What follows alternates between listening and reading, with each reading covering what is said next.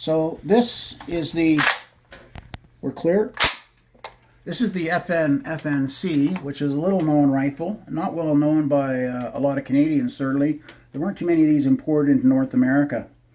But the FNC was a Fabrique Nationale de Guerre out of Herstel, Belgium. It was their attempt to modernize what had been one known as the right arm of the free world, the FN FAL, which is a .308 caliber battle rifle.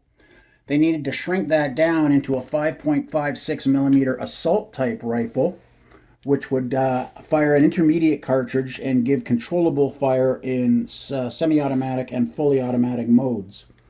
This particular rifle is just a semi-automatic manufactured version for the commercial market, sold as a sporting and utility rifle.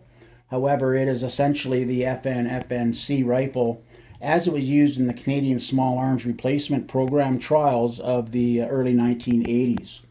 This rifle actually finished in first place amongst the troops in terms of personal preference during the field trials.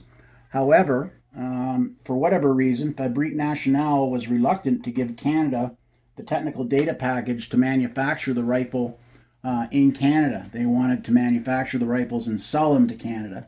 Canada wanted to manufacture them in-house so that we would have the capacity to do so in times of emergency. So there was a lack of meeting of the minds, and as a result, Colt USA was able to sweep in and scoop up the contract award from second place, where they'd finished first in a number of categories, but not in the personal preference of the soldiers. It was second place, but because they would give what became Colt Canada the technical data package, Colt USA won the contract, and Canada as a result has the C7 and C8 rifles, basically the M16 and M4, and the rest is, as they say, history. Thank you, Mark.